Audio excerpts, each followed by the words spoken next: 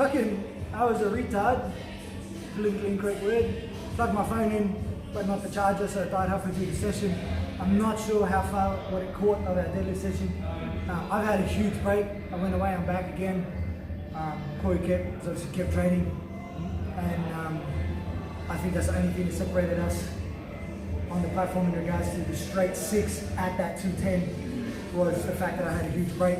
Maybe, yeah. I mean, at the end of the day, you've just got a larger 1 rep max at the moment, and that's not by much though. No, but it is what it is. Yeah. So when we sort of compare numbers and stuff, it's not about training lifts, it's about whatever you've done on the platform, and that's because not that it's like a more honest lift intrinsically, it's that it's been externally rectified by other people, and so it's recognised by at least 3 separate individuals being the referees saying that's a good lift. And good referees. Yeah, and so we always just go by whatever our training maximum, our competition lifting maximum are in training.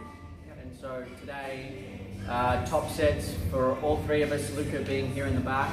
Luca hit 190 for 5.5. I really didn't think he had the right to touch 190, and he proved me wrong when he did 5. He would have got 6 had he fought it a little bit more, and had he sort of got that animal. Yeah, that animal, you know, that mongrel about him. It's definitely there, but it's a learned technique. You know, Lucas said afterwards, "How do I learn to fight?" And you just get in the battle and you don't stop.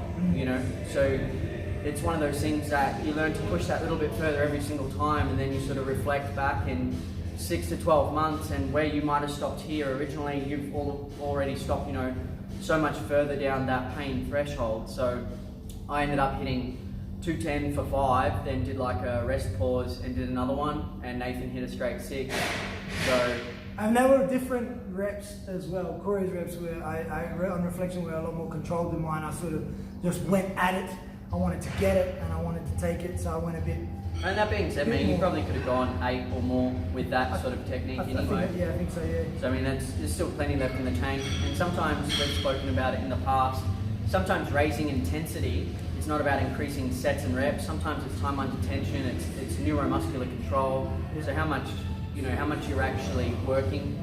You might have heard Nathan make comment to Luca, the floor is glass, and so how we sort of approach that is when we put the bar down, if the bar is 200 kilos, you're only actually putting 100 kilos back on the floor, and so it's a very gentle touch because you're always holding that maximum tension in your hands.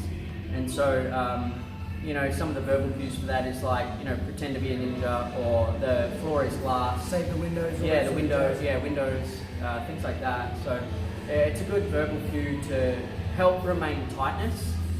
So after the top set, and we dropped it back down again, after watching Corey's top set and the way he controlled it, I approached my lower rep set as slow as I could and as controlled as I could to try and claw back some of that control and be under tension a little bit more. And I took that, I tried to bring that over into the 3-mat block pulls, and I tried to really emphasize that there. I think sometimes I feel like it's good to let loose. Yeah. Sometimes as well, and just let the animal out. Yeah, just go nuts.